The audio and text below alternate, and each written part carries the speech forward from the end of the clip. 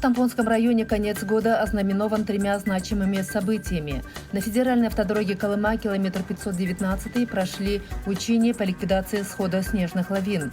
После реконструкции открыт один из самых опасных участков Заячья петля автотрассы Колыма протяженностью 28 километров. В поселке Хандыга в преддверии Нового года состоялось открытие многоквартирного жилого дома по программе переселения граждан из аварийного жилья. Смотрите в этом выпуске главные новости из Тампонского улуса.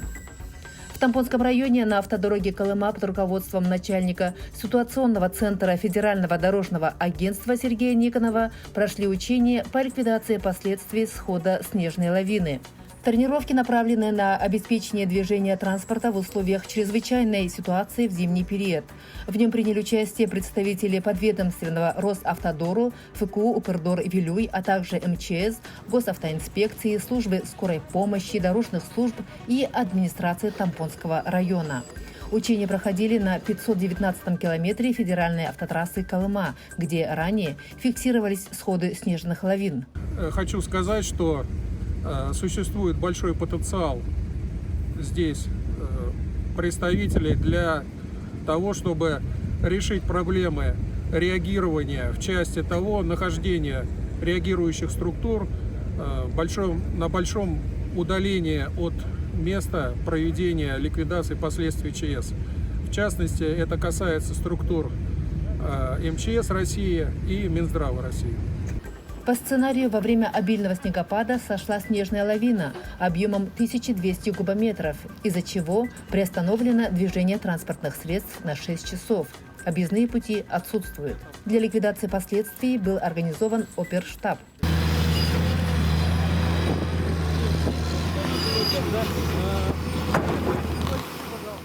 В тренировке приняли участие более 50 сотрудников дорожных и оперативных служб.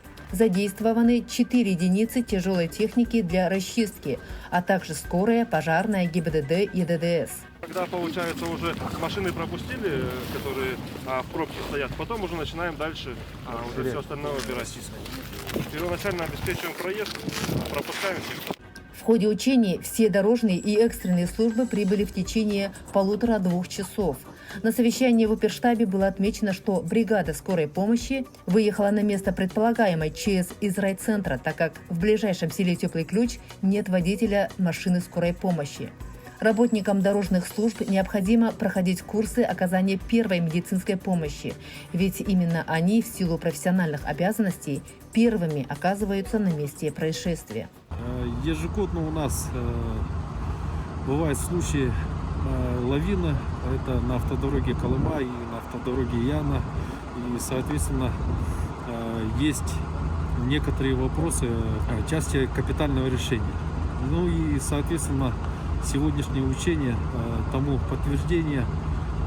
Если будут такие ситуации у нас на определенных участках, расстояния, которые у нас имеются по территории Тампонского района, могут усложнить выполнение тех или иных задач. Мы сегодня с руководством Росавтодора, ФКУ «Вилюй Автодор» и нашими предприятиями определили те важные вопросы, и протокольно внесли для решения наших вопросов. Практические учения позволили отработать взаимодействие всех служб и повысить уровень готовности к реагированию на возможные чрезвычайные ситуации зимой, что будет способствовать улучшению безопасности на дорогах Тампонского района. В Тампонском районе после реконструкции открыт участок Заячья петля федеральной автотрассы Р-504 Колыма общей протяженностью более 28 километров. Это один из самых сложных и аварийно опасных участков автомобильной дороги Якутск-Магадан, километры 662-692.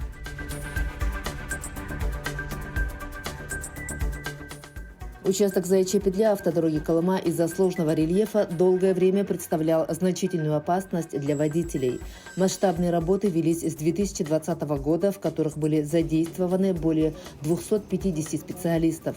О сложностях сегодня говорить не хочется. Сегодня, наоборот, хочется сказать в первую очередь слова благодарности своему коллективу, который сделал очень много для того, чтобы сегодня мы могли открыть движение по этому участку. Отдельные слова благодарности хочу сказать, конечно, нашему заказчику, Николаю Ивановичу Андрееву и всем сотрудникам, которые помогали в строительстве этого объекта. Всегда оперативно подсказывали, советовали, принимали какие-то решения. Также хотелось поблагодарить строительный контроль Транспроект тоже за то, что совместными усилиями строился этот объект. Полное понимание было всегда. Хочется поблагодарить все подрядные организации, которые принимали участие. Благодаря реконструкции проезжую часть автодороги довели до 4-й технической категории с щебеночно-песчаным видом покрытия. Для устройства насыпи и ликвидации опасного серпантина отсыпали более 1,5 миллиона кубометров грунта.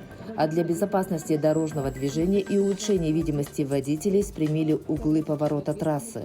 Про сам участок скажу, что этот участок проходит по пересеченной местности. Это перевал, в народе его называли Заячья петля, она так и называется, конечно. Вот дорога была 5-й категории, очень узкая дорога, это было сложно разъезжаться грузовым автомобилем особенно.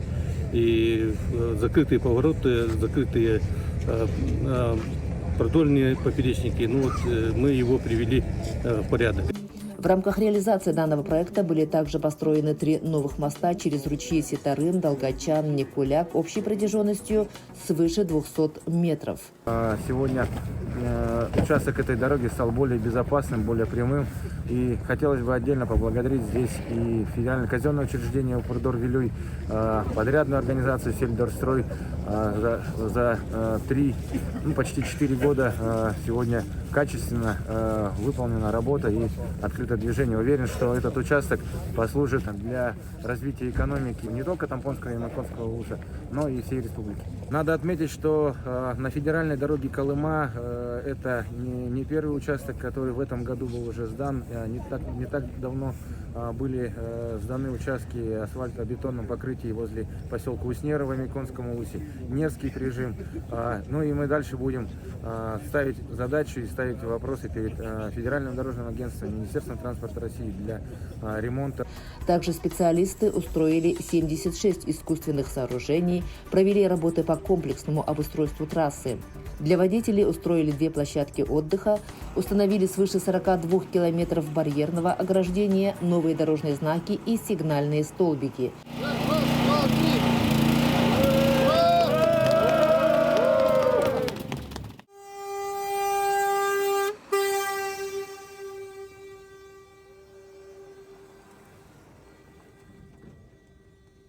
Это было сложно на самом деле, у нас большие были объемы работ, много было споров, и в споре у нас рождалась истина, как ее правильно делать, как правильно взаимодействовать.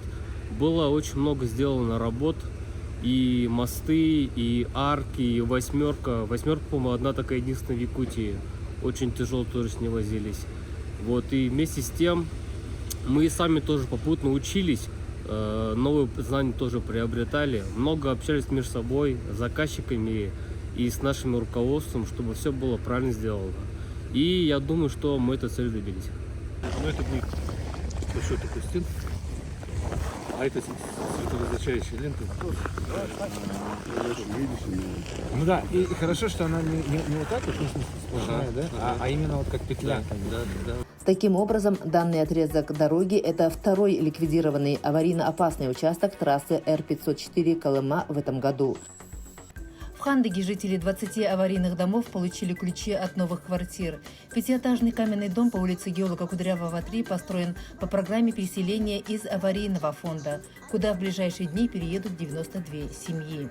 В этот долгожданный торжественный день ключи от собственных квартир получили 92 семьи. Это 325 человек. Жильцов с переездом поздравили представители руководства Департамента администрации главы и правительства республики, района, поселка и строительной компании «Атлант».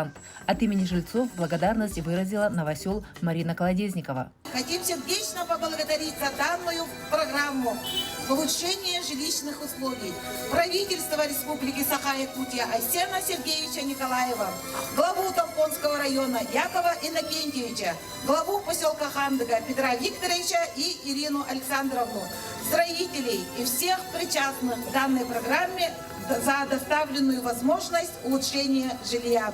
В Хандыге 92-квартирный дом по улице Кудрявого – это уже 6-й дом, построенный в рамках республиканской программы переселения граждан из аварийного жилья. До конца года будет введен в эксплуатацию еще один 102-квартирный дом по улице Лесная.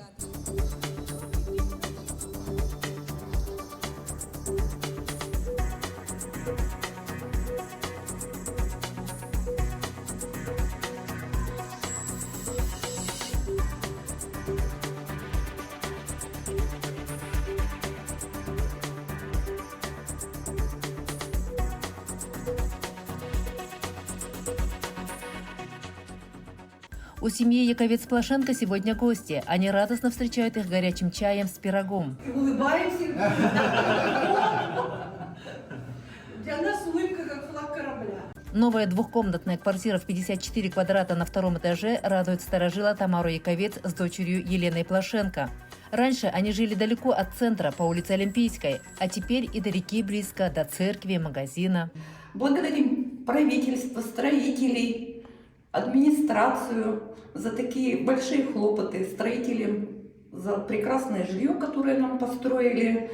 В такое сложное для России время все-таки СВО идет, а переселение квартир идет. Спасибо большое, огромное. В следующем году в завершении программы планируется сдача 2 многоквартирных домов в райцентре Тампонского улуса по улице Молодежная и Магаданская. Таким образом, новоселов прибавится почти на 150 семей.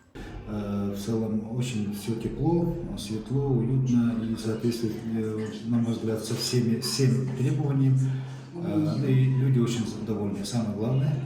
И в целом вообще вот по программе, да, вот в Тампонском районе более 7 тысяч в целом квадратных метров вводится в 2024 году, что составляет порядка, ну, грубо скажем, где-то 10% от общего объема. В Тампонском районе в рамках программы переселения граждан из аварийного жилищного фонда до 2025 года будет переселено более 150 жилых домов, из которых 85 в поселке Хандыга. Всего новое жилье получат почти 3000 человек.